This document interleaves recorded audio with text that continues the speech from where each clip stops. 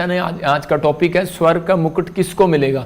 Bible बताती है उस बात के लिए कि स्वर्ग का मुकुट उस व्यक्ति को कभी नहीं मिलेगा जो लालच करता है। आज का हमारा टॉपिक है कि स्वर्ग का मुकुट किसको मिलेगा। स्वर्ग का मुकुट कह रहा है कि स्वर्ग का मुकुट उसको मिलेगा, कह रहा है कि जो किसी तरह का लालच नहीं करेगा। 3 तरह के पाप आपको स्वर्ग से आशीष पाने से रोकते हैं। बाइबल बताती है इस बात के लिए, वो आप लिख सकते हैं।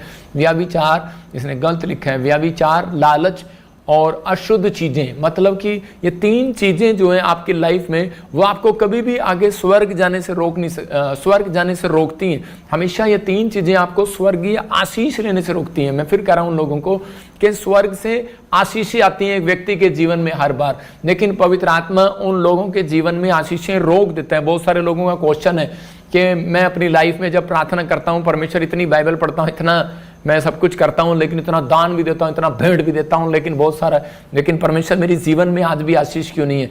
तो ये बात आप लिख लें, 3 तरह के पाप आपको स्वर्ग से आशीष पाने के लिए रोकते हैं। मतलब कि ये एक व्यभिचार, एक लालच और अशुद्ध चीजें, नशा, जो 2 अभी आपने अभी बच्चों के एक्ट देखा, वो क्या था कि एक वो व्यभिचार के ऊपर था और एक लालच के ऊपर था, नशे के ऊपर। कि हम बहुत बार जो है नशे में पड़े रहते हैं, लालच में पड़े रहते हैं, लेकिन बहुत सारे लोगों को नहीं मालूम जो लालच से दूर रहेगा स्वर्ग का मुकुट उसको मिलेगा, स्वर्ग की आशीषें उसको मिलेगा।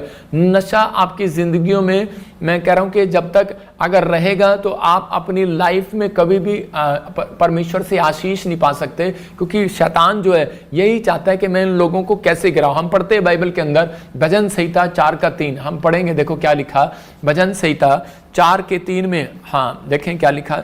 बाइबल कहती है कि परमेश्वर स्वर्ग उस व्यक्ति को देना चाहता है, कह रहे कि जो लोग अलग रहने, पाप से अलग रहना सीख जाएगा। कह रहा है यह जान रखो कि यहोवा ने भगत को अपने लिए अलग कर रखा है, जब मैं यहोवा को पुकारूंगा तब वह सुन लेगा। दाऊद बोलता है इस बात के लिए कि मैं जानता हूं कि परमेश्वर ने मुझे अलग कर रखा है। मतलब उसके दोस्त बोलते होंगे तू हमारे जैसा क्यों नहीं है, उसके रिश्तेदार बोलते होंगे तू हमारे जैसा क्यों नहीं है, लेकिन वो बोलते हैं कि नहीं, मसीह लोगों का जीवन ऐसा ही होना चाहिए कि जब तक आपको लोग ना बोले कि यार तू हमारे साथ संगति में क्यों नहीं बैठता, यार तू हमारे साथ पहले शराब पीता था अब क्यों नहीं आता, तो इसका मतलब कि आपके अंदर पवित्र आत्मा की प्रेजेंस आ गई और परमेश्वर आपसे खुश है। और बाइबल बताती है कि स्वर्ग का मुकुट आपसे दूर नहीं है, बहुत जल्दी आपको परमेश्वर देना चाहता है। वो स्वर्ग की आशीष आपको देना चाहता है, वो बरकत की आशीष आपको देना चाहता है। लेकिन हम कई बार जो है वो परमेश्वर से आशीष लेने के लिए कई बार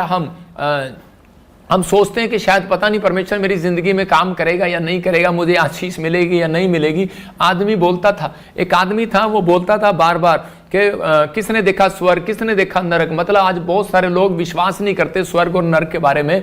वो लोग बोलते हैं किसने देखा स्वर्ग, किसने देखा नरक, तो हम इन चीज़ों में हम पढ़ेंगे नहीं। लेकिन पवित्र आत्मा ने उसके जीवन में काम किया, उसको एक तकलीफ में लेकर गया। मैं आपको बताता हूँ, शैतान ने उसको एकदम से बहुत सारी तकलीफें दिया उस आदमी को। वो खाता था, पीता था, शराब पीता था, ऐशो आराम करता था। उसकी बहन उसके सामने मर गई, उसका भाई उसके सामने मर गया, उसका बच्चा जिस दिन उसके सामने मरा तो उसको उस दिन ठेस पहुंची और वो उस दिन संसार से अलग हो गया। और वो कहने लगा परमेश्वर के क्या बात है कि मैं परमेश्वर, मैं इतनी शराब पी रहा हूँ, इतना कुछ कर रहा हूँ, लेकिन मेरे को पता ही नहीं था कि जीवन थोड़े दिन का है। उसके सामने जवान भाई बहन मर गए, उसके सामने जवान बच्चा मर गया, कुछ नहीं हुआ, कोई शराब नहीं पीता था, कुछ नहीं करता था। लेकिन उसी समय परमेश्वर ने उससे बात किया, उसने कहा कि मैंने तेरे ऊपर दया किया है, अपने मुकुट को संभाल कर रख और उसी समय अपने कैरेक्टर को संभाल कर रख। मैं कह रहा हूँ कि परमेश्वर आज भी आप लोगों के ऊपर कहता है कि वो मुकुट देना चाहता है। कह रहा है लेकिन किस व्यक्ति को आशीष मिलेगा, जो अपने मुकुट को,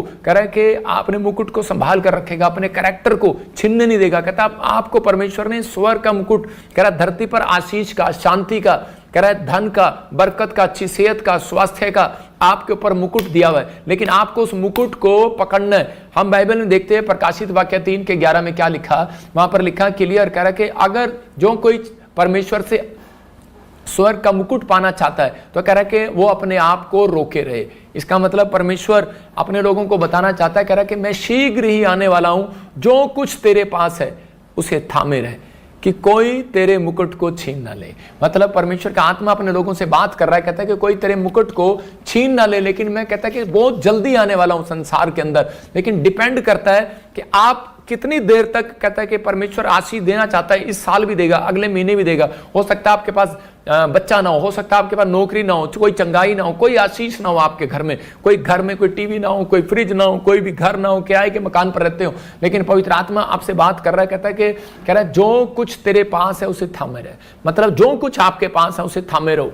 आपके पास कहता है कि, लेकिन कहता है हो सकता है आपके पास कुछ नहीं है, लेकिन आप दूसरे को देखकर जलते रहते हैं। आप कहते हैं कि नहीं, परमेश्वर इसको आपने ज्यादा दिया है, इसको बड़ी नौकरी दी है, इसको बड़ा अभिषेक दिया, इसको बड़ा कह रहा है कि प्रॉफिट का गिफ्ट दिया है, लेकिन प्रोफेसी का गिफ्ट दिया, लेकिन परमेश्वर मुझे कुछ नहीं दिया। हो सकता है आपके पास बड़ी बुद्धि हो, लेकिन आपके सामने वाले के पास बुद्धि ना हो और वो चिंता कर रहा हो, लेकिन परमेश्वर का आत्मा कह रहा है जो कुछ है तेरे पास उसमें संतुष्ट रहे, उसे रोके रहे। मतलब अपने दिमाग को, अपने विचारों को, अपने मन को कंट्रोल में कर, कहता है कि ताकि तेरा कोई मुकुट न छीन ले। इसका मतलब शैतान आपकी स्वर्गीय आशीष और धरती की आशीषों को, मुकुट जो है वो छीनना चाहता है, वो आपकी आत्मिक आशीष छीनना चाहता है, क्योंकि उसको मालूम है, कह रहा है कि अगर ये थोड़ी चिंता करेंगे, थोड़ी परेशानियों में जाएंगे, थोड़ी समस्या में जाएंगे, तो उसी समय कह रहा है कि ये परमेश्वर को छोड़ देंगे। और उसी समय अय्यूब के जीवन में जब चिंताएं दी, उसके 10 परिवार के लोग जब मर गए, उसके ऊंट मर गए, मैं कह रहा हूं उसके बैल मर गए, और उसी समय उसके फाइनेंस में जब प्रॉब्लम आ गया, उसकी पत्नी भी छोड़कर चली गई। मतलब आत्मिक होते होते भी वो एक संसारिक औरत बन गई। लेकिन उसी समय अय्यूब अपने खराई पर बना रहा और टिका रहा, अपने फैसले पर अडिग रहा। और मैं कह रहा हूं कि परमेश्वर ऐसे लोगों से प्यार करता है कि जो अपने विचारों में पक्के रहते हैं कि नहीं, पवित्र आत्मा मैं हमेशा विश्वास में बना रहूंगा और तेरे साथ चलता रहूंगा। प्रभु का आत्मा बात करता है ऐसे लोगों से, आशीष देना चाहता है उन लोगों को कि नहीं, मैं इन लोगों की जिंदगियों में काम करूंगा और ब्लेस करूंगा और उन्हें आशीर्वाद दूंगा। हम बाइबल में देखते हैं इफिसियों के 5 में कि बहुत सारे लोग नहीं जानते, कह रहा है ये 3 तरह के पाप जो है आपको कभी भी आशीषित नहीं होने देते, कभी भी आपको स्वर्ग की आशीष लेने नहीं देते, आपको दूर करते हैं परमेश्वर की आशीषों से। तो बाइबल बोलती है इफिसियों 5 में, क्योंकि तुम यह जानते हो कि किसी व्यभिचारी या अशुद्ध जन या लोभी मनुष्य को कह के स्वर्ग में मिरास नहीं है उसकी, स्वर्ग में मिरास, स्वर्ग में जगह नहीं है उसकी। लेकिन यहां पर तीनों को क्या कहा, लालच को सबसे बड़ा पाप क्यों बताया गया? क्योंकि बहुत सारे लोग सोचते हैं शायद कि लालची है, ये पैसे के लालची है। पैसे का लालची नहीं, कहता है कि ज्यादातर कहता है कि जो व्यक्ति किसी भी चीज का लालच करता है, शराब का लालच, लड़की का लालच, तीसरा कहता है कि मूर्तियों का लालच। कहता है कि अगर आप मूर्ति पूजा छोड़कर, कहता है मिस्र देश को छोड़कर इजराइल में आ गए हो, लेकिन आपने क्या किया, लेकिन आज भी आप उस चीज में, पाप में पड़े हुए, उसका लालच कर रहे हैं, तो उसी समय परमेश्वर का आत्मा बोलता है वो मूर्ति पूजा के बराबर है। आप समझते हैं कि नहीं? बेशक आप आत्मिक बन गए, आपने बैप्टिज्म ले लिया हो, लेकिन आपने बहुत सब कुछ कर लिया हो, लेकिन आज भी कई लोग मिस्र की मूर्तियों के बराबर हैं। याद रखना, क्योंकि परमेश्वर का वचन बोलता है, कहता है कि लोभी मनुष्य की विरास नहीं है, जगह नहीं है, मिरास नहीं है, परमेश्वर उसको पसंद नहीं करता। बहुत सारे लोग बोलते हैं कि पता नहीं परमेश्वर मेरी आशीषें क्यों रुकी हुई हैं, क्योंकि आप लोग आज से कहते हैं कि घमंड करते हैं और कहते हैं कि परमेश्वर हमने तो सब कुछ छोड़ दिया, अब तो हम अशुद्ध चीजों को ढूंढते नहीं है। लेकिन हमारे अंदर जब लालच की बातें चलती हैं, तब हम कई बार कहता है परमेश्वर की आशीषों से वंचित हो जाते हैं और परमेश्वर हमसे नाराज हो जाता है। मैं बाइबल से बता रहा हूं कि याकूब की पत्नी लालच करती थी और उसके अंदर एक लालच भरा हुआ था कि वो अपनी लाइफ में जो राहेल थी उसको, वो मूर्ति पूजा के देश से जुड़ी हुई थी और उसी समय उसके अंदर एक लालच था, क्योंकि उसकी मूर्तियों पर जो है वो गोल्ड की चीजें लगी हुई थी।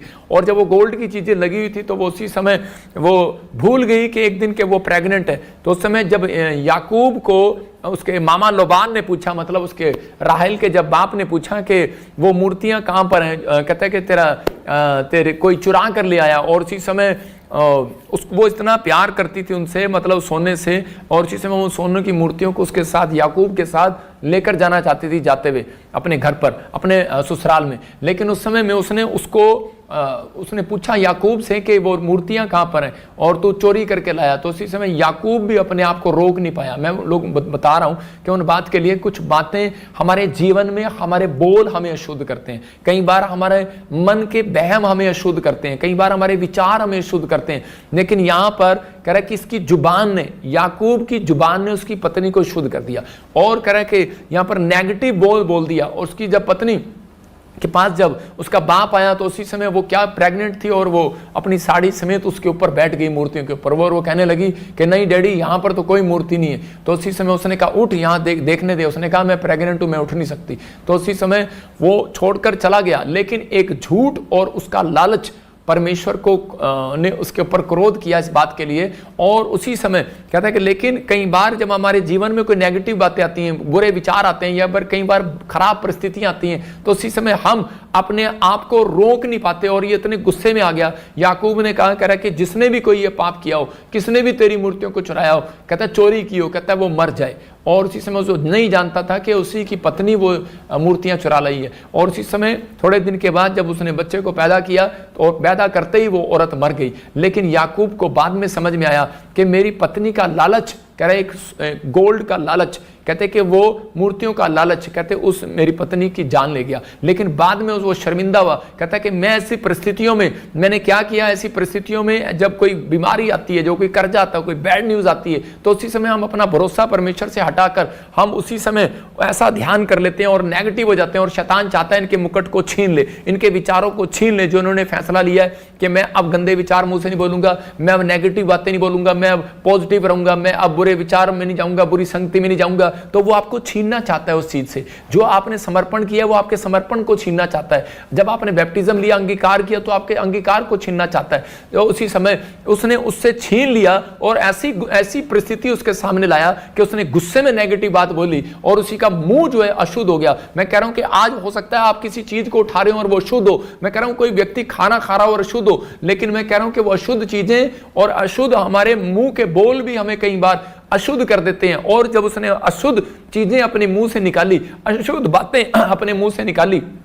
उसी समय उसकी पत्नी मर गई। बहुत सारे लोग अपनी जीवन में यही गलतियां कर बैठते हैं। आज कई लोगों पर जब कोई समस्या आती है, तो कोई बीमारी, कोई और उसी समय कोई कर्जा या कोई समस्या आती है, तो वो अपने भगवान को भी कोसने लगते हैं, वो अपने रिश्तेदारों को कोसने लगते हैं, अपने बड़ों को कोसने लगते हैं, नेगेटिव बातें बोलने लगते हैं। कर्जा जब आएगा, जब पैसे की घटी होगी, तो आदमी गुस्से में आएगा और अलग अलग चीजें बोलेगा। मतलब शैतान का एक विचार होता है कि मैं इस व्यक्ति को पाप में कैसे डालूं। इसका मतलब कि आत्मा, एक आत्मा है, उसका नाम है लालच करने वाली आत्मा। मतलब वो लालच करने वाली आत्मा पीछा करती है। एक बार एक आदमी शराब पीता था और इसी समय जब भी आकर वो अपने कपड़े रात को खुंटी पर टांगता, तो उसकी जेब में से हजारों रुपए चोरी हो जाते। और उसी समय वो 2 बार 3 बार 4 बार देखा उसने। एक दिन वो तंग आ गया और कहने लगा, कहता जिसने मेरी कह रहे कि उसको इतना प्यार था पैसों से और उसकी पत्नी को भी इतना प्यार था पैसों से, और उसी समय उसकी पत्नी उसके पैसे निकाल लिया करती थी और वो अपने पैसों को लेकर शराब से इतना प्यार था, इतना लालच था उसको शराब का कि उसको शराब पीनी है। उसका मोह लगा हुआ था। और इसी समय जब उसने देखा कि मेरी जेब में 1 भी रुपया नहीं है, पहले तो 1000 जाते थे, एक दिन उसकी जनानी ने सारी मुट्ठी भर के निकाल ली है, तो उसी समय उसको गुस्सा आ गया और उसने कहा, कहता है कि जिसने भी मेरे पैसे निकाले हो, चोरी की हो, कहता है कि उसकी टांग टूट जाए। और उसी समय जब वो शराब पी के वापस आ रहा था, तो उसकी पत्नी रिक्शे पर टांग लटकाई आ रही है और उसी समय दूर से देख रही है और उसी समय चिल्लाती आ रही है। तो उसका पति कह रहा है, कहता है भगवान ये कैसे हो गया। उसने कहा तेरे मुंह की वजह से हो गया, तेरे अशुद्ध बोल की वजह से हो गया, तेरे उन कह रहे कि नेगेटिव बातों की वजह से हो गया। मतलब आज बहुत सारे लोग जो है नेगेटिव हो जाते हैं। बहुत सारे लोग सोचते हैं कि शायद मैंने अशुद्ध चीजों को छोड़ दिया है, मैं अब अशुद्ध नहीं हो सकता, लेकिन आपके अंदर विचार जो है अशुद्ध करते हैं आपको, अंदर का मन आपको शुद्ध करता है। इसलिए यीशु मसीह बोलता है कटोरा, कहता है बाहर से नहीं, कहता है अंदर से मांज के खाया जाता है। खाना जो है आप खिचड़ी उसके अंदर डालोगे तो अंदर से मांजोगे, बाहर से अगर ना भी मांजोगे तो भी चलेगा। तो इसका मतलब आपको अपना बाहरी रूप नहीं मांजना। जब चर्च में आते हैं तो हम बोलते हैं जय मसीह की, और अंदर चलता है आगे जाके इसकी टांग टूट जा, मतलब अंदर ये चलता है। ऊपर से हमें क्या करना है कि जैसे अभी ये भी बड़ी अच्छी बैठी है सती सावित्री बन के, लेकिन ऊपर से अच्छा लग रही हो और अंदर से किसी से ईर्ष्या कर रही हो, लड़की से कोई जलन कर रही हो। मैं कह रहा हूं कोई भी आप ऐसी बातें कर रहे हो, लेकिन परमेश्वर का आत्मा वहां पर वास नहीं करता। याद रखना कि वो व्यक्ति कहता है कि कभी भी स्वर्ग की आशीषों को नहीं ले सकता, लेकिन आपको अपने मुकुट को संभाल कर रखना पड़ेगा। इसलिए पवित्र आत्मा चाहता है, कहता है कि आप अपने मुकुट को छीनने ना दें, अपनी आशीषों को छीनने ना दें। इसलिए क्योंकि उसको मालूम है, कह रहे मैंने इनकी आशीष को कैसे छीनना है, क्योंकि वो आपका मुकुट क्या है। मैंने फिर बताया आपका मुकुट है कि आपका खराई पर चलना, आपका सच्चाई पर चलना, आपका पवित्रताई पर चलना, आपका अड़े रहना और खड़े रहना, और आपका प्रार्थना करना, आपका एक लेवल से दूसरे लेवल पर जाना, कहता है कि आपका खराई है। कहता है कि जब आप करते हैं तो परमेश्वर का आत्मा कह रहा है कि आपकी जिंदगियों में लालच करने वाली आत्मा आपका पीछा नहीं करती। लेकिन अगर आपने अपने कैरेक्टर को, अपने मुकुट को संभाल कर रखा, अपने चरित्र को, आपका चरित्र आपका मुकुट होना चाहिए। मैं कह रहा हूं कि कोई ये नहीं कि सोने का मुकुट डाल लो और आपको कि देखो परमेश्वर ने मुझे मुकुट दिया। मैं कह रहा हूं कि आपने, आपका चरित्र, आपकी बोल बाणी आपका मुकुट होना चाहिए, आपका एक अच्छा स्वभाव मुकुट होना चाहिए। मतलब कि जब पत्नी घर पे आए तो पति को उसका आदर करना चाहिए, और पति जब खासकर घर पे आए तो पत्नी को उसका आदर करना चाहिए। पानी का गिलास लाना चाहिए, पहले आते ही नहीं कि अरे क्या मुंह से मतलब इधर उधर की बातें नहीं करना चाहिए। लेकिन यहाँ पर कहता है ये नुकसान जो है, कहता है कि हम इसके अशुद्ध विचार और अशुद्ध बोल कई बार हमारे बच्चों के बिजनेस को खराब करते हैं, उनकी पढ़ाई को खराब करते हैं। कई बार कहता है कि बड़ी बड़ी आशीषों को रोक देते हैं। लालच की आत्मा होती है कि वो पीछा करती है। अपने पड़ोसी से हाथ मिलाओ और बोलो अपने आप को रोके रहे। मैं फिर कह रहा हूं, अपने पड़ोसी को बोलो अपने आप को रोके रहे, पाप करने से रोके रहे, विचार गंदे विचार बोलने से रोके रहे, अशुद्ध बातें बोलने से रोके रहे। कहता है कि दिमाग में कुछ भी आ रहा है लेकिन आप गुस्सा करने से रोके रहे। अगर आप रोक रहे हैं अपने आप को तो परमेश्वर का आत्मा आपकी जिंदगी में काम कर रहा है। एक लालच की आत्मा होती है और वो व्यक्ति के पीछा करती है। वो कैसे पीछा करती है? राहेल का पीछा किया।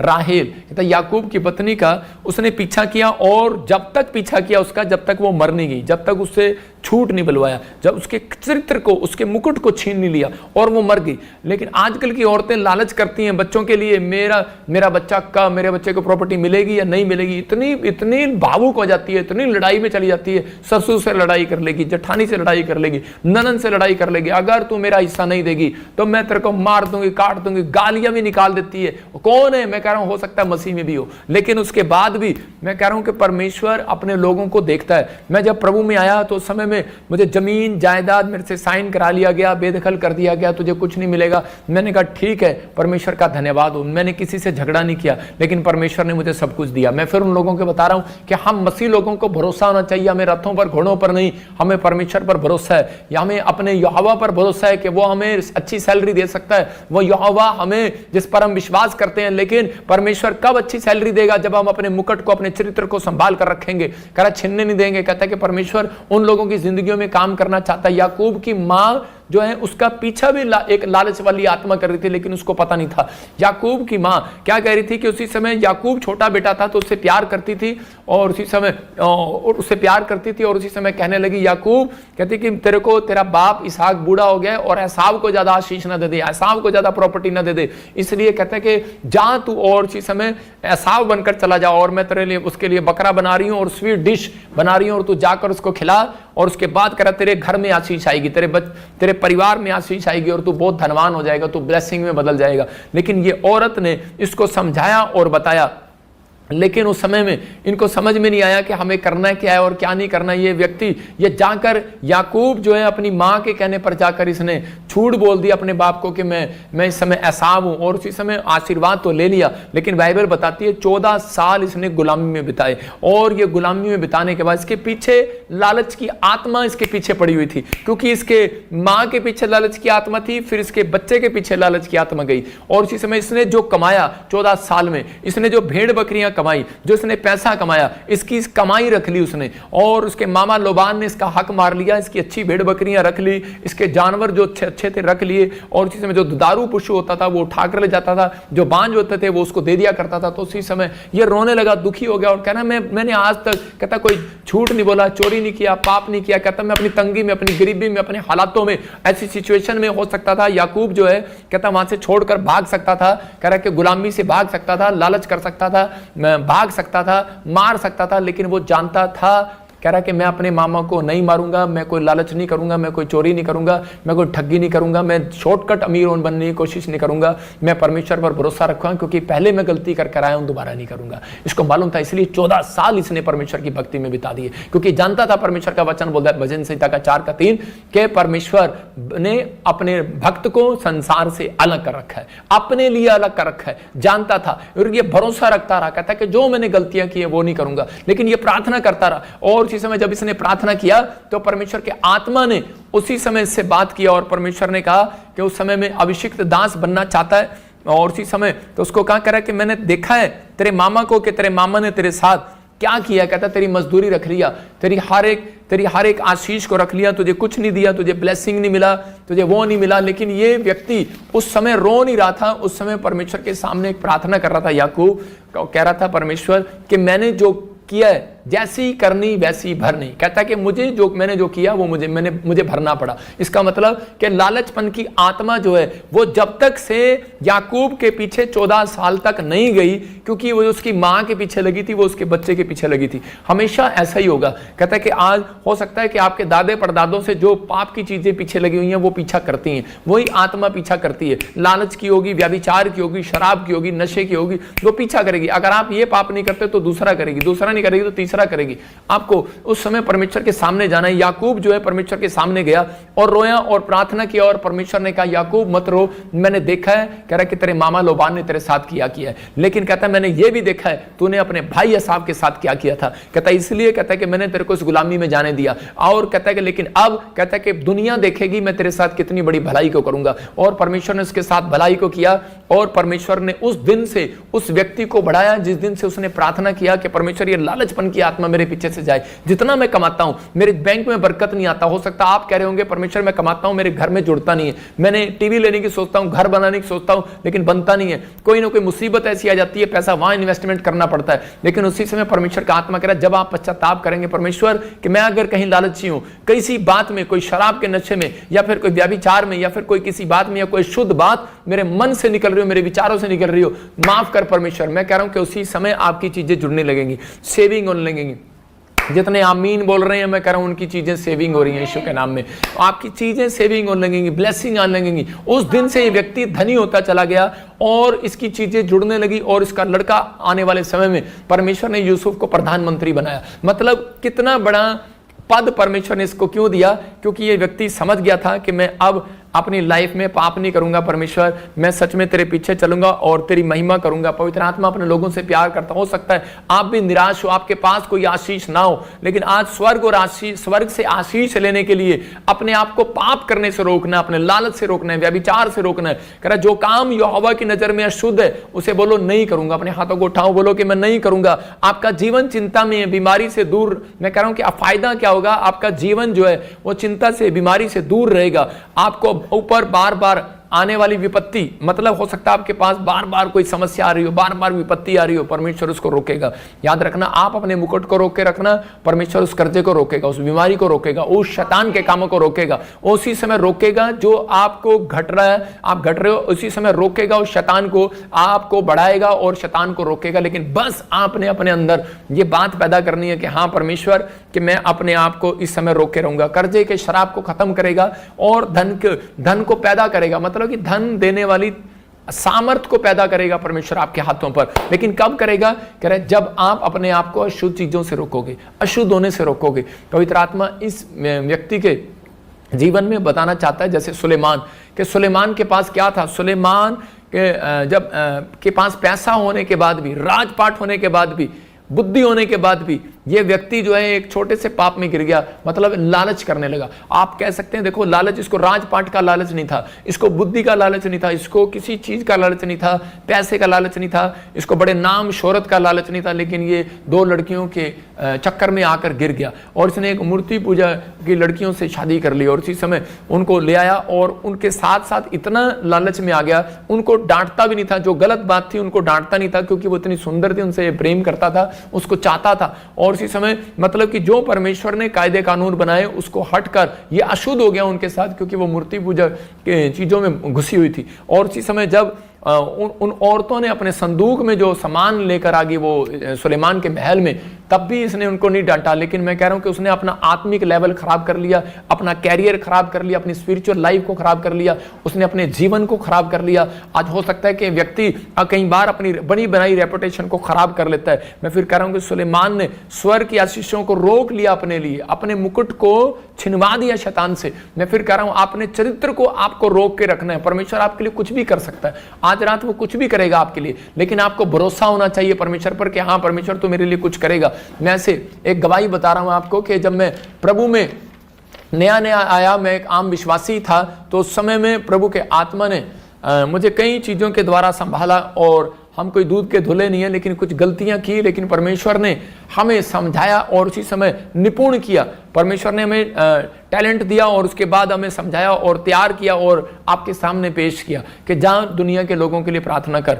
मैं कह रहा हूं कि आज हो सकता है आप भी बड़ा अभिषेक मांग रहे हो, बड़े दास बनना चाहते हो, लेकिन इंजीनियर, डॉक्टर या बड़ा आदमी बनना चाहते हो, तो आपको संसार में रहकर अपने आप को पाप से अलग रखना है, अपने आप को, अपने चरित्र को अलग रखना है, अपने आप को, अपने अंदर एक क्वालिटी, अपनी क्वालिटी बनानी है, अपनी एक क्वालिटी बनानी है, अपनी डेफिनेशन अपनी समझनी है कि मसीह की डेफिनेशन क्या है, कि पवित्रताई में चलने वाले को परमेश्वर मसीह बोलता है। कह रहा जो दुख उठाने वाले को मसीह बोलता है, कह रहा कि उसको मसीह बोलता है। डेफिनेशन जानना है आपको अपनी, कि आपकी डेफिनेशन क्या है। और इसी समय मैं बता रहा हूं कि जब मैं प्रभु में आया तो मैं उसी समय मसीह में सिर्फ एक आम मसीह विश्वासी था, और लेकिन मेरे अंदर ये पता था मुझे शराब पीना पाप है, व्यभिचार करना पाप है, पैसे का लालच करना पाप है, लेकिन मैं संगति मेरी वो छूट नहीं रही थी। मैं अपने दोस्तों के साथ जो शराब पीने जाते थे तो शैतान हमेशा विचारों से ऐसी ही बात करता था कि नहीं नहीं ये तो कोई पाप थोड़ी कर रहा है, तू इनके साथ ही तो जा रहा है। मेरे दोस्त मुझे बुलाते थे, चल यार तूने तो छोड़ दी, तू तो मसीह बन गया, चल हमारे साथ। और इसी समय मैं उनके साथ चला जाता था, और जब मैं जाता तो दूर तक उनके साथ गाड़ियों में घूमने चला जाता, तो वो अपना शराब पी रहे होते थे और मैं नमकीन खा रहा होता था, और उसी समय मैं स्वीट डिश खा रहा होता था, लेकिन मैं उनके साथ बैठा होता था। लेकिन जब मैं उनके साथ बैठता था तो एक दिन मेरे को ऐसे गाड़ी के अंदर ही जब मुझे एक झटका आया नींद का, और उसी समय मैंने एक दर्शन देखा, और उसी समय मुझे एक दर्शन दिखाया कि मुझे कुछ लोग पकड़कर, स्वर्गदूत पकड़कर ऐसे लेकर जा रहे हैं। मैंने कहा किधर लेकर जा रहे हो? तो उसी समय उन्होंने मुझे एक गेट दिखाया, वो बड़ा गोल्डन था, और उसी समय जब वो खुला तो उसके बाद अंदर गए। अंदर जाने के बाद एकदम से पीछे से वो गेट बंद हो गया, और मैंने कहा भाई ये गेट बंद क्यों हो गया? लेकिन जब वो अगला गेट खुला तो अगला गेट खुलने के बाद मैंने देखा वहां पर कुछ लोग पड़े हुए थे एक कमरे में, और उसी समय उस कमरे में ऐसे कर रहे थे, एक बोतल लेकर वो उसके सिर पे मार रहा है, वो उसके सिर पे मार रहा है। मैंने कहा ये क्या कर रहा है? कहता कि उस समय में वो उसके सिर पे मार रहा है, और वो कह रहा है कट कट कट, जैसे आप फिल्म की शूटिंग में देखते हैं। तो उस समय में वो उसको मार रहा था। वो कह रहा था तूने पूछा, शैतान उससे पूछ रहा था कि तू यहाँ पर कैसे आया? कहता मैं शराब पीता था और हम दोनों शराब पी रहे थे, और मैंने इसके सिर पे बोतल मारी, ये मर गया, मैंने इसके सिर पे बोतल मारी, ये मर गया। कहता इसलिए हम दोनों यहाँ पर आ गए। तो कहता कि अब कह रहा एक दूसरे को, कह रहा शराब पिलाओ। उन्होंने एक दूसरे को शराब पिलाई बोतल से, और उसके बाद कहता मारो एक दूसरे को। और उसी समय वो एक दूसरे के पेट में कांच मारते थे, और वो चीखे मारते थे, कांच मारते थे, लेकिन वो मरते नहीं थे। मतलब वो प्रक्रिया उनसे पता नहीं कितने हजारों बार ऐसे कराई, ऐसे जैसे आप इस एक्ट में भी देख रहे थे, वीडियो में भी देख रहे थे कि दो शराबी पीने के बाद आपस में लड़ रहे हैं। मतलब शैतान इनके मुकुट को छीन रहा है, इनके स्वभाव को छीन रहा है, इनकी बदनामी कर रहा है, इनको बाहर लाकर समाज में क्या कर रहा है कि ताकि ये लोग नशे में चूर चूर हो जाए। उसने एक दूसरे को बोतल मारी और मर गया, और नरक में गया तो नरक में भी उसको ये सीन करना पड़ा। क्या सीन करना पड़ा वहां पर? क्या मैंने, और वो कह रहा अपनी गलती को मान रहा है, वहां पर कह रहा मैंने बहुत बड़ा पाप कर दिया, बहुत बड़ी गलती कर दी है, लेकिन उस समय भी वो छोड़ नहीं रहा उस नशे को, और वो बार बार कह रहा है कि शैतान उसका पीछा कर रहा है, और लेकिन वो बार बार एक ही बात कही जा रहा है, कहता है कि मुझे छोड़ दो, मुझे छोड़ दो। लेकिन कहता है बेटे, कहता अब तू नहीं छूटेगा, कहता है क्योंकि तू, कहता है तेरा मुकुट छीन लिया गया है, तेरे विश्वास का मुकुट छीन लिया गया, तेरे पवित्रताई का मुकुट छीन लिया गया, और तेरा सब कुछ छीन लिया गया। कहता तूने अपने पवित्रताई के विश्वास के मुकुट को संभाल कर रखा, जब प्रभु का सुसमाचार सुनाया गया तो उसी समय तूने संभाला नहीं। वहां पर बड़ी सारी बातें मैं सुन रहा था, मैंने कहा यार ये कहां ले आया? दूसरे कमरे में लेकर गया तो वहां देखा कि एक लड़की थी, वहां पर उसके नाक में से ऐसे सांप निकल रहा था, और उसी समय उसके कान में से निकल रहा था, उसके मुंह में से निकल रहा था, उसकी आंखों में से निकल रहा था। मैंने कहा ये क्या निकल रहा है? कहता है कि ये पहले व्यभिचार करती थी, कहता है व्यभिचार करते उसको नरक की आग में उठाकर डाल दिया। और जब मैंने आग में देखा तो उसी समय वहां पर बड़े सारे, एक सीढ़ी लगी हुई थी और ऐसे लोग चढ़ रहे थे, और जब वो ऊपर चढ़ते थे तो उसी समय उस सीढ़ी के ऊपर कि वहां पर क्या था कि वहां पर एक उनका शरीर जो है वो बिल्कुल कंकाल की तरह हो जाता था, और फिर दोबारा मांस लगता था, फिर दोबारा उसको नीचे डाल दिया जाता था। और आप स्क्रीन पे भी देख सकते हैं कि उसी समय उनको नरक में डाल दिया जाता, और वो उसी समय वो हाय हाय करते, चिल्लाते और बार बार रोते परमेश्वर के सामने। लेकिन परमेश्वर उनका उसी समय उसकी आवाज को नहीं सुन रहा था, वो बार बार चिल्ला रहे थे कि परमेश्वर बचा बचा बचा, यीशु मसीह बचा। और मैं वहां पर वो सीन देखकर, मैं देखकर आप देख रहे हैं इसी समय वो आग में पड़े हुए हैं, और ये निकलने की कोशिश कर रहे हैं बाहर कि मैं एक निकलूंगा और सीढ़ी पर चढ़ूंगा, और उसी समय, लेकिन उसी समय बार बार कह रहे थे। तो शैतान उन्हें बोल रहा था तुम्हारे कहता है पुस्तक में लिखा गया है कि तुम यहाँ पर आओगे। और उसी समय वहाँ पर भी स्वर्ग में भी एक पुस्तक थी, और उसी समय वो बार बार कह रहे थे, कहते कि कह रहा तुम्हारा नाम इस पुस्तक में नहीं लिखा।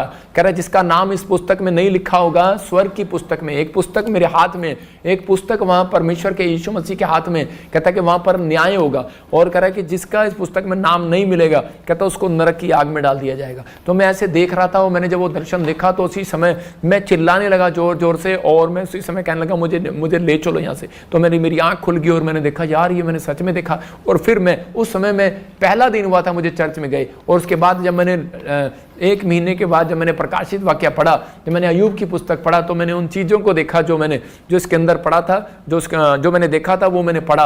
और उसी समय मैं हैरान हो गया कि सच में ये परमेश्वर, मैं उस दिन से परमेश्वर के सामने कहा कि पवित्र आत्मा मैं अपना मुकुट छीनने नहीं दूंगा, मैं नरक में जाना नहीं चाहता। ये जीवन एक बार मिला है, 1000 बार नहीं मिलेगा आपको। सिर्फ मौत जो होनी है वो आपकी एक बार होनी है, जीवन जो आपको मिलना है एक बार मिलना है। बहुत सारे लोग बाइबल में पढ़ते हैं, लेकिन बहुत सारे लोगों को समझ में नहीं आता। लेकिन बाइबल बताती 21 के 7 में प्रकाशित वाक्य में कह रहा है कि सब झूठों का भाग उस झील में मिलेगा, नरक की झील में, जो आग और गंधक से जलती रहती है। दूसरी मृत्यु है, एक मृत्यु यहाँ पर होगी। हम 21 के कहते हैं कि जब हम इसके पढ़ते हैं 8 में पढ़ते हैं तो वहां पर आपको मिलेगा रेवलेशन में कि यहाँ पर क्लियर लिखा, जो जय पाए इन वस्तुओं का वारिस होगा, मैं उसका परमेश्वर होऊंगा। लेकिन उसके बाद में लिखा कह रहा है कि गंधक से जलती रहती है, दूसरी मृत्यु है नरक की आग में। मतलब पहली मौत धरती पर होगी, दूसरी मौत कह रहा नरक में होगी, और पहली मौत कह रहा पहला जीवन कहता आप यहाँ पर जी रहे हैं धरती पर, दूसरा जीवन कहता है स्वर्ग है। कहता उसके अलावा कोई जीवन नहीं है। उन लोगों को नहीं पता कि, लेकिन बहुत सारे लोग जो है लड़ते हैं, भाग रहे हैं, फाइट कर रहे हैं, जगह जगह झूठ बोल रहे हैं, लालच कर रहे हैं किसी भी चीज का भी।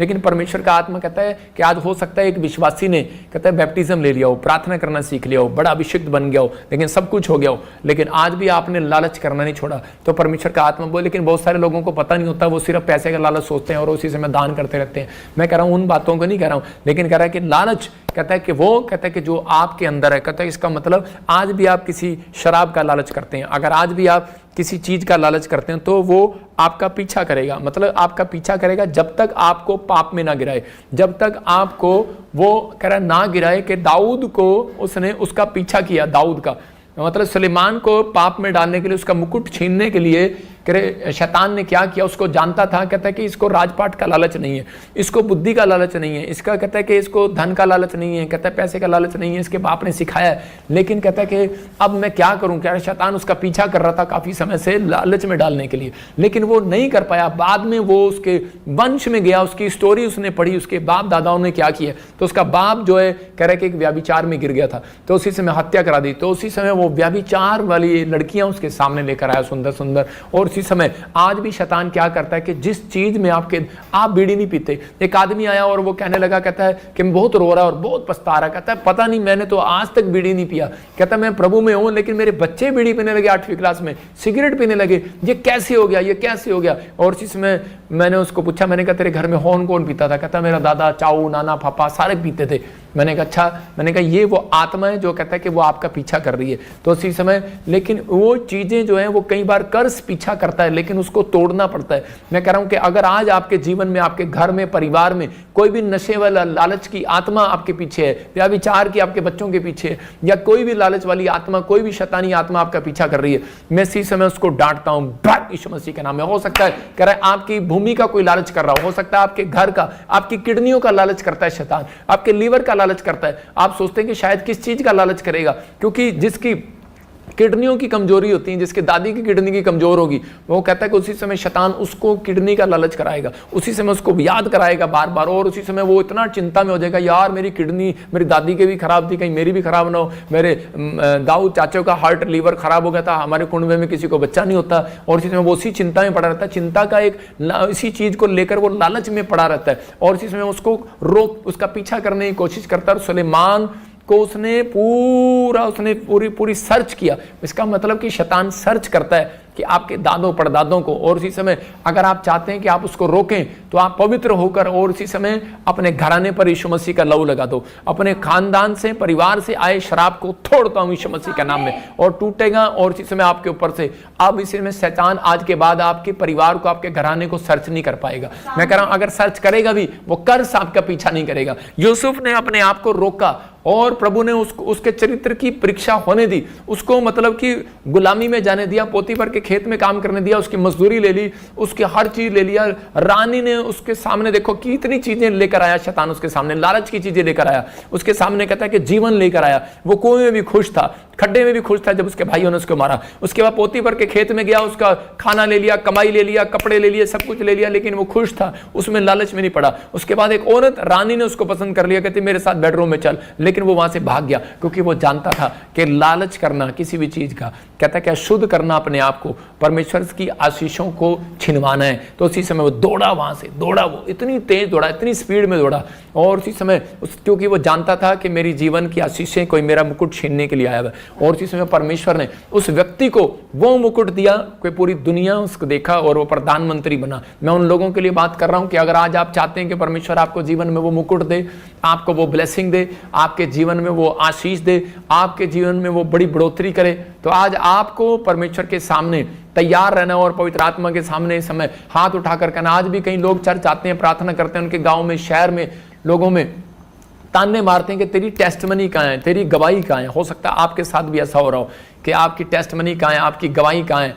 आपके साथ भी ऐसा हो रहा हो कि लोग कह रहे होंगे कि तेरी टेस्टमनी क्या है, तेरी लाइफ में तेरा क्या बना। लेकिन मैं उन लोगों को बता रहा हूं कि जब आप अपने चरित्र को साफ करेंगे, जब आप पाप से नफरत करना शुरू करेंगे, लिख सकते हैं कह रहे मछली जो होती है वो इतना सभी पानी नमक वाला अंदर नहीं जाने देती। आपको एक फैसला लेना है कि परमेश्वर आज से मैं, पवित्र आत्मा जी, इतना सभी नमक वाला पानी अपने अंदर नहीं जाने दूंगी। परमेश्वर का आत्मा उसी समय आपके अंदर ब्लेसिंग को खोलता है। यूहन्ना 15:5 में लिखा है। तो इसलिए कह रहा है कि वो आप अगर आप फैसला लें, आज ही खुदा अपने एंजल को भेजेगा और आपकी इस साल में गवाहियों पर गवाहियां बनाएगा यीशु मसीह के नाम में। आमीन बोलने वाले गवाहियों को देखेंगे इस साल में। आप तैयार हो, लेकिन आपको फैसला लेना है कि परमेश्वर कि मैं आज से पवित्र आत्मा जी तेरी गवाहियों में मैं इस समय परमेश्वर को आशीषों को लेना चाहता हूं। मैं उस मुकुट को जो स्वर्ग के मुकुट है परमेश्वर, उसको मैं लेना चाहता हूं, जो स्वर्ग की आशीषें मैं उसको लेना चाहता हूं। तो आपको कहना है परमेश्वर को कि परमेश्वर मेरी जिंदगी में कार्य कर। पवित्र आत्मा करेगा। आज आपके जीवन में बहुत सारी ब्लेसिंग होगी। मैंने क्या बताया शुरू से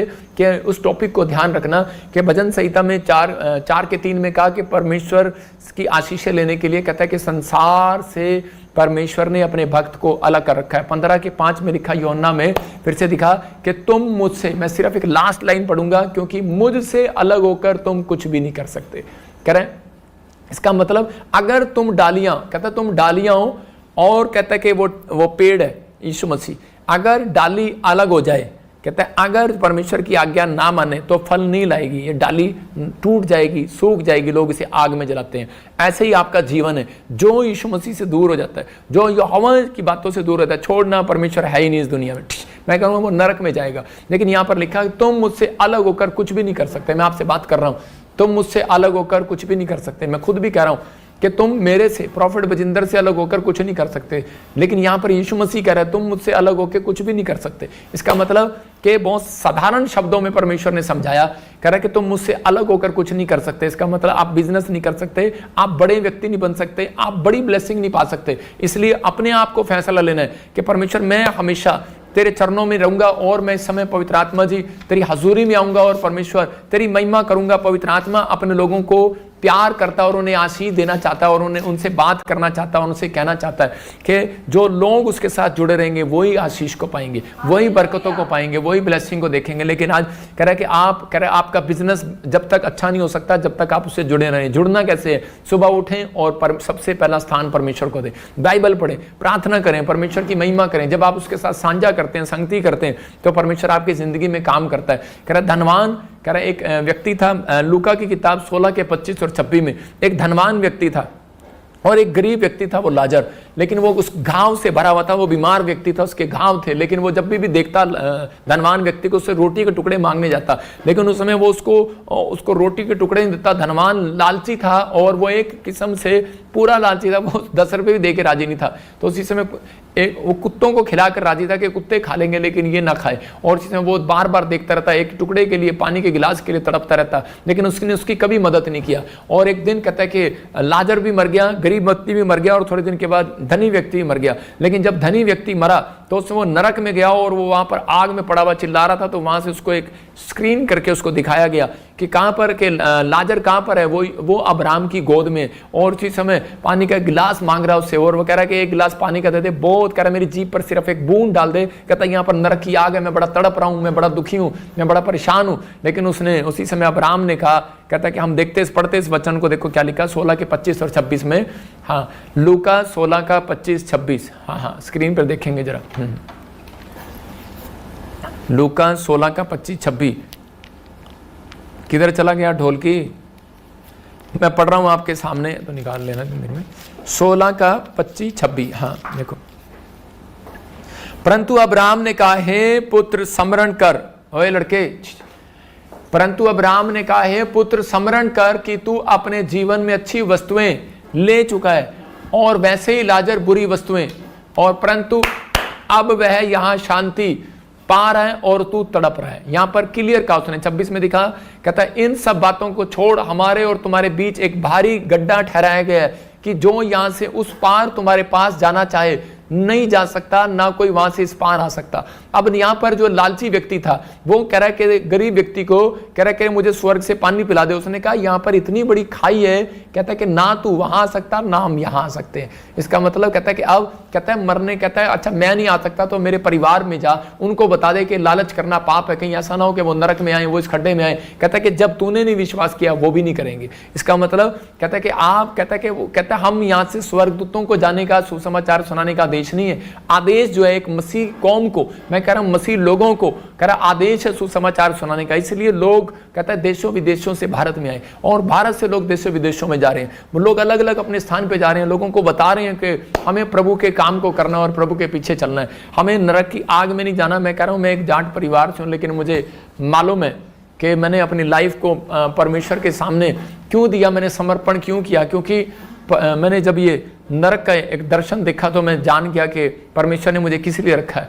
मैं एक पापी व्यक्ति था, लेकिन मैंने जब परमेश्वर के प्रेम को जाना कि वो हमारे पाप को क्षमा करता है, वो हमारे लिए क्रूस पर मारा गया, गाड़ा गया, तीसरे मुर्दों में से जी उठा, वो इस धरती पर इसलिए आया संसार में कि लोगों को नरक की आग से बचाए। जो लोग नरक की आग में तड़प रहे हैं, मैं कह रहा हूं कि ये लोग कौन है यहाँ पर? सिर्फ कह रहे नंगा आया था, नंगा ही जाएगा, दिखा इसको, और वहां पर लाइन में खड़ा होगा अच्छे से, कह रहा नंगा आया है नंगा ही जाएगा। नंगे पड़े हैं लोग और नरक में पड़े हुए हैं और वो जल रहे हैं, तड़प रहे हैं, लेकिन अच्छे सूट बूट वाले भी लाइन में खड़े होंगे। वो जो लाइन में खड़े हैं वो लाइन में इसलिए खड़े हैं कि उनको लाइन में खड़े होकर उनको बताया जाएगा कि तुम क्या करने वाले हो लाइन में खड़े होकर, कि उनको उनकी किताब खोली जाएगी उनके सामने, तूने धरती पर क्या कर्म किया है, क्या अच्छा कर्म किया है, क्या बुरा कर्म किया है, कभी किसी गरीब की हेल्प किया, क्या तूने सिर्फ अपने लिए कमाया, बच्चों के लिए कमाया, क्या प्रभु के लिए कुछ किया, संसार के लिए कुछ किया। कहता है कि तूने कुछ किया अपनी जिंदगी में, अपने चरित्र को कभी साफ करने की कोशिश किया। कहता है कि मोह माया के जाल में पड़ा रहा। परमेश्वर हर चीज का जवाब लेगा हर व्यक्ति से। कहता है इसलिए मसीह लोग जो हैं वो ज्यादातर लोगों की हेल्प करते हैं। मसीह लोग जो हैं परमेश्वर के कामों में परिश्रम करते हैं, वो दान देते हैं। उनको पता है कि हम, कहता है कि लालच, लोग सोचते हैं कि दशमांश परमेश्वर ने क्यों लिया मेरे से। बहुत सारे लोगों का क्वेश्चन होता है। एक आदमी मेरे से पूछ रहा था कि परमेश्वर तो सब कुछ है परमेश्वर के पास, लेकिन परमेश्वर पैसा क्यों लेता है, दशमांश क्यों लेता है। मैंने कहा बेटे वो दशमांश लेकर इसलिए दिखाता है कि हम लोग लालची नहीं है। हाँ, जो दशमांश देते हैं परमेश्वर को, जो अपनी भेंट देते हैं, दशमांश देते हैं, अभी भी लाइव में स्क्रीन पर भी जो बो रहे हैं, वो ये बो रहे हैं और दुनिया को दिखा रहे हैं। अगर आप 100 रुपये बो रहे हैं, 50 ही बो रहे हैं, 200 भी बो रहे हैं, 250 भी डाल रहे हैं, तो आप ये दिखा रहे हैं कि मैं एक लालची व्यक्ति नहीं हूं। मैं ऐसे लोगों के लिए प्रोफेसी करता हूं कि परमेश्वर उन्हें ब्लेस करेगा जल्दी यीशु के नाम में। इसलिए परमेश्वर ऐसे व्यक्ति को आगे लेकर आया। आप देखो कि मैंने अपनी लाइफ में दान देना शुरू किया। जब मैं सेवकाई में आया, मैंने पास्टरों को अलग अलग जगह पर ये गोलगप्पे की रेडी लगाता उसको दिया। जो रिक्शा ये खड़े हैं PBSM, ये मेरे चर्च के अंदर नहीं है, ये लोगों को दान दिए। जो लोगों के पास रोजगार नहीं थे, जिनके पास कोई काम नहीं था, उनको दिया। मैं कह रहा हूँ कि जगह जगह लंगर लगाए, चैरिटी किया, जगह जगह मदद किया लोगों की। किस लिए? कह रहा है कि लोगों के लिए राशन बांटा। मैं हर समय उन लोगों को बता रहा हूँ कि एक योजना बनाई मैंने कि परमेश्वर जो तू मुझे देगा, मैं लोगों को के बीच में जाऊंगा और बीज बोऊंगा। मैं अपनी चैरिटी में, मैं फिर बता रहा हूँ कि वहाँ से जितना आप चंदा देते हैं उतना मैं आपके सामने है कि मेरी चैरिटी की जाती है, वहाँ पर वही चंदा वहाँ पर दान में दिया जाता है। उसका किराया आता है, LCD का किराया, लंगर का, खाने का किराया, सब कुछ पैसे से आता है। मैं कह रहा हूँ वो आप जो पैसा दान दशवान देते हैं वो वहीं पर लग जाता है। समझना है कि पास्टर कभी भी कहता है कि अपने आप को, कहता है कि आपके दान दशवांश को रखकर लालची होकर, कहता है कि धनवान व्यक्ति की तरह वहां पर नहीं जाएगा, नरक में जाना पसंद नहीं करेगा। इसलिए बाइबल बोलती है, कहता है कि भंडारी कैसा होना चाहिए। कहता है अगर बैंक मैनेजर ही कहता है अपने रिश्तेदारों को लोन देने लगेगा तो बैंक मैनेजर पर विपत्ति आ जाएगी। आप समझ रहे हैं कि नहीं? तो इसलिए कह रहा है कि बैंक मैनेजर को पता है कि मुझे क्या करना है, अपने रिश्तेदारों को लोन नहीं देना, मुझे कानून का ध्यान रखना है, हमें पता है कि हमें क्या करना है। तो इसलिए परमेश्वर का आत्मा कहता है कि हम लोग भी, कहता है जो विश्वासी हैं, कि वो लोगों के लिए दशवांश इसलिए ठहराया गया कि ताकि आप लोग पर दिखाएं शैतान को। हमें मत दिखाओ, शैतान को दिखाओ कि हम लालची नहीं है, हम परमेश्वर के लोग हैं। कह रहा है कि हम लाजर बेशक हैं इस धरती पर, लेकिन लाजर ने सब्र रखा और एक दिन अब्राहम की गोद में गया। मैं कह रहा हूं हो सकता है आपके पास पैसा ना हो, घर ना हो, गाड़ी ना हो, आपके पास कुछ ना हो, लालच में ना पड़ो शैतान के। मैं कह रहा हूं कि आप इस कारण से आप छोड़कर प्रभु को भाग गए हैं, चर्च छोड़कर जा रहे हैं, लेकिन परमेश्वर का आत्मा कहता है डोंट वेरी, कहता है जिसने भरोसा रखा परमेश्वर उसको स्वर्ग की आशीष देगा यीशु के नाम में। एक वॉलंटियर आया, एक लड़का आया और वो कहने लगा मेरी मदद करो जी, नहीं तो मैं चर्च छोड़ दूंगा। मैंने कहा भाई पहले छोड़ दे मुझे ईमानदार लोग पसंद है, मुझे वो पसंद नहीं है। मैंने कहा भाई जिनकी जरूरतमंदों की यहाँ पर सहायता की जा रही है, कहता है कि आप हमारे ऊपर एहसान ना करो, काम परमेश्वर का है, आपको समझना है। कहता है कि जो लोग कहता है कि इन चीज़ों में पढ़ते हैं वो हमेशा परमेश्वर की आशीषों से दूर हो जाते हैं। याद रखना, अगर मैं किसी इंसान की मदद करता हूँ, वो कभी भी, अगर वो बार बार लालचपन के लिए मदद करवा रहा है तो वो कभी भी बढ़ेगा नहीं। याद रखना, जो परमेश्वर देना चाहता है वो उसको प्रार्थना से वो अद्भुत ही होगा। इसका मतलब बहुत सारे लोग जो है लालचपन के उससे बाहर आते हैं। आप स्वर्ग का जीवन हमेशा का पाना चाहते हैं तो अपने अंदर अपने हाथ उठाओ और इसमें अपने अंदर ये विश्वास रखो कि परमेश्वर कि मैं आज से लालचपन किसी भी चीज का हो, मैं जेठानी हूँ, दरानी हूँ, घर में बहू हूँ, सास हूँ, मैं परमेश्वर किसी चीज का लालच नहीं करूंगी। मेरे भाइयों ने, मेरे परिवार ने मेरा हक दिया नहीं दिया, परमेश्वर मैं आज से इस लालच को छोड़ती हूँ। मुझे अच्छी नौकरी नहीं मिला, मुझे उस सामने वाली को मिल गया, मैं इस लालच को छोड़ती हूँ। इसको अच्छी पत्नी मिल गया, मुझे नहीं मिला, इसको सुंदर लड़की मिल गया, इसको सुंदर लड़का मिल गया, मैं परमेश्वर हर लालच को छोड़ती हूँ। जो तूने दिया है मैं उसमें संतुष्ट रखूंगी, जो तूने मुझे दिया है परमेश्वर मैं उसमें संतुष्ट रहूंगा।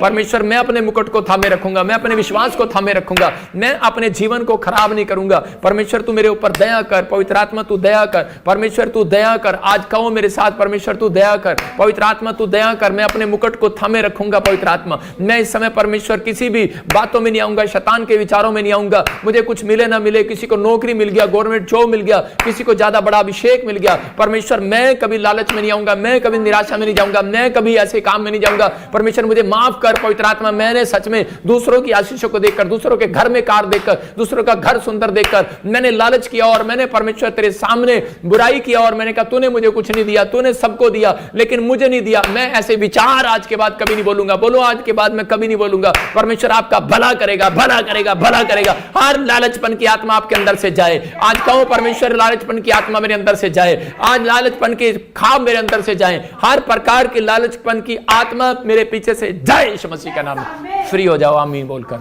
याद रखना ये परमेश्वर की बात है। मैं कह रहा हूं जब आप पश्चाताप करते हैं आपके अंदर से लालच जाएगा। निर्गमन 34 के 24 में देखो क्या लिखा, मैं आपको पढ़कर सुना रहा हूं। निर्गमन 34 के 24 में, हाँ पढ़ लड़की, क्या लिखा कि बहुत सारे लोग सोचते हैं कि शायद मैंने मेरी जीवन में इतनी प्रार्थनाएं की, मैंने सब कुछ किया लेकिन मेरी लाइफ में कुछ नहीं हुआ।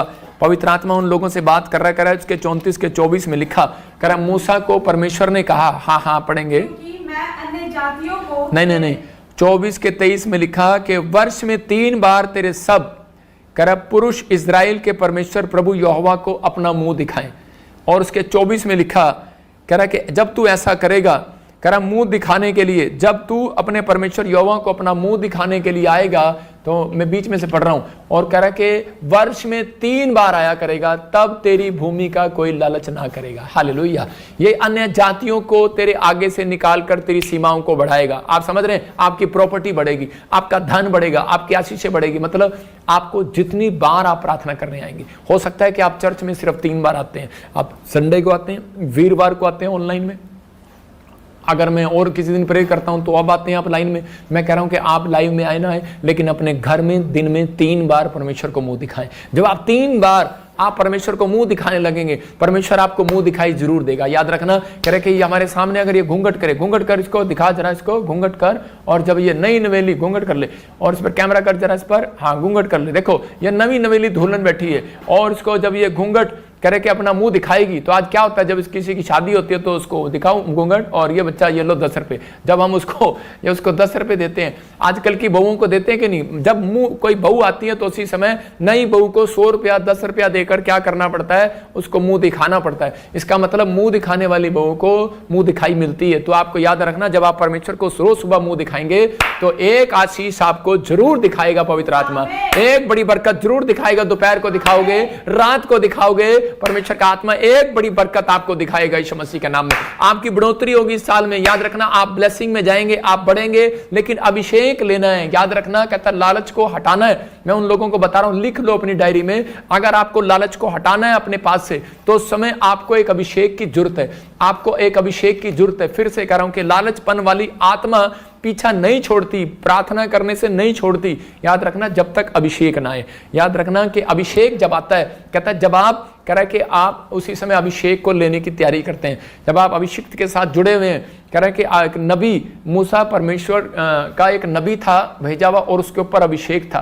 कह रहा है कि भविष्यवक्ता के पास जब आप जाते हैं तो बाइबल बताती है कि जब 70 के 70 लोग अभिषेक से भर गए, और वो उसी समय जब वो बर्तन धोने वाले, कपड़े धोने वाले मूसा के तंबू में आए, तो उसी समय वो अभिषेक से भर गए, और उसी समय उनके ऊपर से वो लालच का आत्मा चला गया, और वो लोग एक हो गए, उनका मन एक हो गया, और उसी समय ब्लेसिंग आने लगी। और उसके बाद कह रहा नए नियम में हम देखते हैं कि उसी समय पेंतीकोस्तिन के दिन जब कह रहे कि पौलुस पतरस सब कह रहा जितने सब इकट्ठे हुए, और उसी समय एक अभिषेक उतरा और पवित्र आत्मा उतरा, और उसी समय उनके अंदर से लालच चला गया। वो अपनी प्रॉपर्टियां, अपने जमीन जायदाद बेचकर परमेश्वर के कामों को करने लगे।